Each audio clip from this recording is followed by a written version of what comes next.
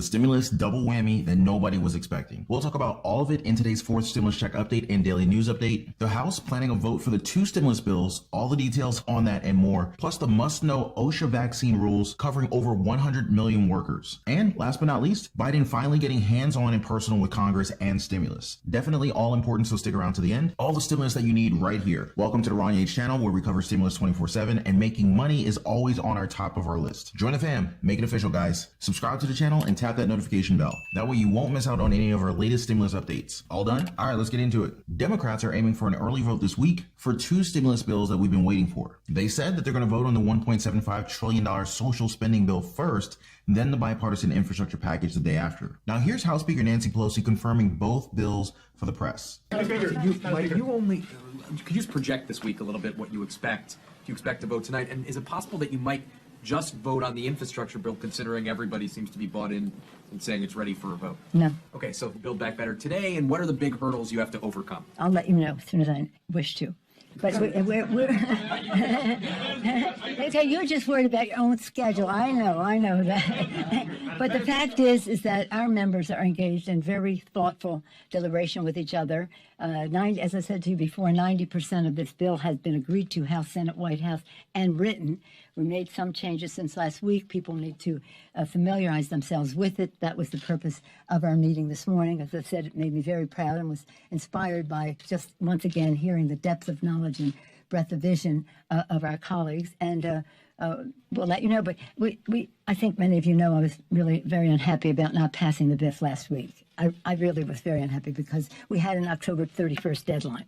And I thought that eloquent, but not enough, I guess. So now we're going to pass both bills. But in order to do so, we have to have votes for both bills. And that's... Now, this has been a long time coming, especially since they had the October 31st deadline that was already an extension of their initial September 27th deadline. Do you think they're going to stick to this one now? Drop me a quick comment down below. The signs are definitely there, guys. Democrats emerged from a closed-door whip meeting in the Capitol saying that divisions have prevented an agreement were falling away, and lawmakers were uncircling the firing squad. One inside source quoted Pelosi saying, "Hopefully we'll see if we have the votes for Build Back Better tonight and the bipartisan infrastructure bill tomorrow morning." It's definitely no coincidence that we're seeing a fire under the Democrats just 2 days after the loss in the Virginia governor race. So now they're laying it all on the table through heck and high water, and even through Senate holdouts Joe Manchin and Kyrsten Sinema. Yep, House Democrats are now saying that they're done waiting for Manchin's go signal, and that voting on their own House bill is the only way to put pressure on Manchin and break the intra-party stalemate. Now, in the words of House Budget Committee Chairman John Yarmuth, quote, "Manchin's not going to give a blood oath. So let's just put it out there.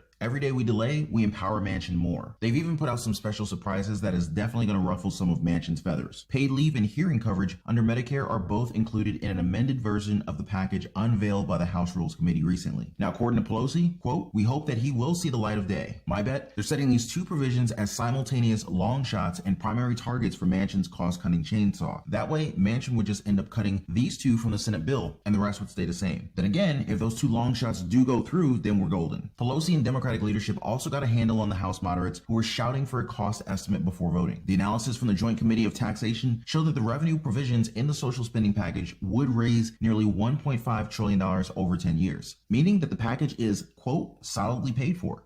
Okay, so Build Back Better, that's why you're here, right? We, as I said, just completing a meeting of the House Democrats. Again, I wish everyone could see the pride we take in the work that has been done by the members, by the chairman, by the staff. Relentless. And not only our own staffs and committee staff, but the Congressional Budget Office, the Ledge Council Office, and the rest. This morning we have a report from Joint Tax, which is very documenting how the bill and validating how the legislation is paid for. It came in about 10 o'clock. I referred it to you for your review. It's a very solid, because people say, well, it's really paid. There are people who say it isn't paid for. We have other people who say a lot of things.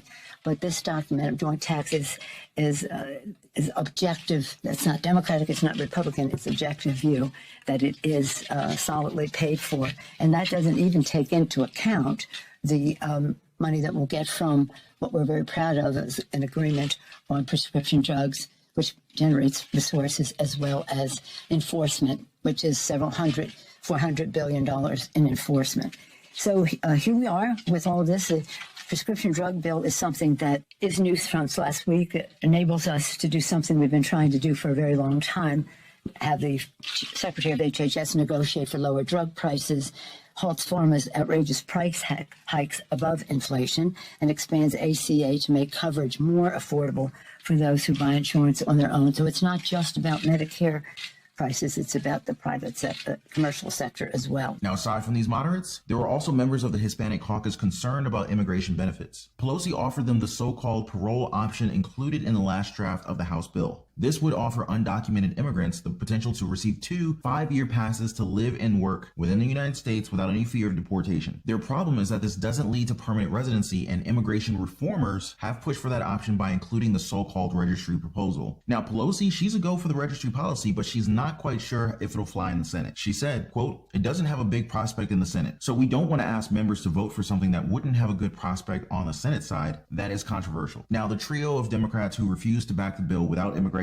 reforms, they're now expected to back the bill, even though they're not satisfied without a pathway to citizenship. House Administration Chair Zoe Lofgren, she said it all here, quote, "It's not everything we wanted, but it's an improvement over the situation. It's go time in the House, all right?" One article describes it as Democrats on the floor twisting arms and members of Biden's cabinet making calls as top Democrats scramble to get their members on board with the massive bill. House Democratic Caucus Chair Hakeem Jeffries said, quote, "Things are starting to move in the right direction. Conversations have been all positive. Everybody understands this has to happen." Asked if she was hearing concerns from moderates, Pelosi told reporters, quote, "We're not hearing any concerns. We're doing our work. We'll let you know." House Majority Whip Jim Clyburn, he was even bold enough to make a prediction. Quote, "I do expect a vote tonight." Now remember, guys, Democrats have a very small margin of votes over the Republicans, and they're going to need almost all of the votes to get it done. I'm talking as few as 3 votes from their side. Asked about the number of skeptical centrists, Representative Henry Queller, he told reporters it remains enough to move it forward. Representative Carol B. Maloney later said that she heard that Democratic leaders are 6 votes short from being able to adopt the bill. House Majority Leader Steny Hoyer admitted there are a number of issues that are still being worked, but he said it's a small number relative to the size of the bill, and we are ready to move as soon as those can be resolved. We'd like to vote tonight. Biden also made some personal calls. Same with Transportation Secretary Pete Buttigieg, who reached out to at least one Democratic facing a tough re-election. According to Deputy White House Press Secretary Karen Jean-Pierre, quote, "We need to get these bills done for the American people, as we've been saying, as soon as possible. We cannot wait here. The American people cannot wait." Progressives, they're all set to vote. Their vote counter, Representative Ilhan Omar said her members, nearly 100 strong, were ready to vote for both measures. They are declaring a victory ahead of the vote and saying that they shouldn't be blamed for the Virginia election that they lost this week. One strategist commented, "If Democrats don't want the past to be prologue, then they need to deliver on an economic plan that lowers costs so working people feel some breathing room in their lives. That's how you turn the environment around." Say it with me, guys. Let's get this done. Yeah, that's right. Let's get this done. Now, there's a small matter of Senator Joe Manchin to talk about here. And trust me, I don't really want to talk about this guy, but according to this, he doubled down on his stand against paid leave when he heard about the House bill. Manchin also told reporters that their questions about the decision was the first that he was hearing of the decision. An aide also confirmed that he hadn't seen the House plan. Manchin said, quote, "That's a challenge, very much a challenge, and that the bill is the wrong place for paid leave proposals." According to Manchin, quote, "I want to support paid leave. I want to do it in a bipartisan way. I've talked to GOP Senator Susan Collins. I've talked to colleagues on both sides. We both agree something can be done. Let's do it the proper way. We're trying to force it through reconciliation, which has guardrails and rules and regulations. Let's do it the right way." Now, on the other side of the debate, Senator Kirsten Gillibrand is very excited about paid leave being brought in there. Quote, "I think the House decided it was just really important for the economy." And the same with Senate Finance Committee Chairman Ron Wyden, who said he was going to pull out all the stops to try to get this into the bill. His comment, "I think it is a disgrace that we are essentially the only Western industrialized nation that hasn't figured it out." More on these ongoing stimulus talks in just a little while, including stimulus hope from President Biden coming up all the way from his UN climate summit. In other important news, the Biden Occupational Safety and Health Standards Act rules and vaccine mandates were officially announced recently. Now, they most likely cover you or somebody that you know, so listen up very closely. Here's what you need to know. Who's covered? We're talking about all private sector companies with 100 or more employees, including both full-time and part-time workers, which covers more than 84 million workers and 2/3 of the nation's private sector workforce. Now, if you're working remotely and not in person, you can be excluded here. What's required though? Unvaccinated workers will be required to wear a mask while indoors or riding in a vehicle with a colleague for work purposes beginning December 5th. Workers will have until January 4th to receive the final dose of the vaccine, either the one-shot Johnson & Johnson vaccine or the second shot of Moderna or Pfizer vaccine. Workers who remain unvaccinated by January 4th will have to provide a negative COVID test to their employer on a weekly basis in order to report to work in person. What can you get from your work? Paid time off if you get the shot and to recover from any side effects.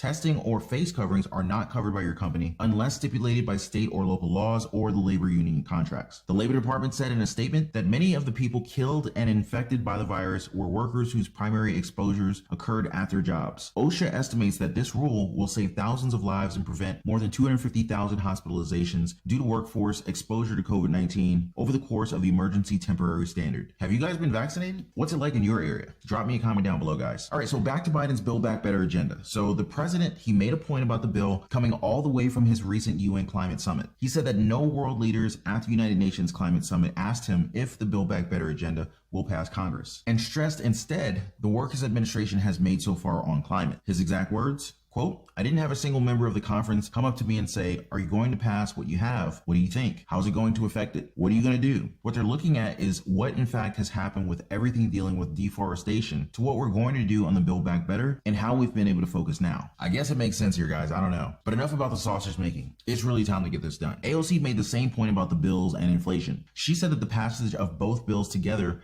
make absolute bare minimum for fighting inflation. She made the point on Twitter saying, if you're worried about inflation, it's important to understand why it's happening: supply chain, labor, and healthcare complications. We can address these issues by investing in our infrastructure, wages, healthcare, and benefits, aka signing BBB/BIF into law as absolute bare minimum. And going through the rest of her Twitter, I also found this gem on naysayers' concerns about the spending. Last year in CARES alone, the corporate bailout was a leveraged value of $4 trillion, which is over 2 times what they're trying to invest in BBB over 10 years. I railed about it at the time, and the right wing made a thing about it, but I was bleeped. Sorry, language. You should really watch her give it to him in this vid. I was surprised to hear so many Republicans now concerned about how we're going to pay for it or using other people's money.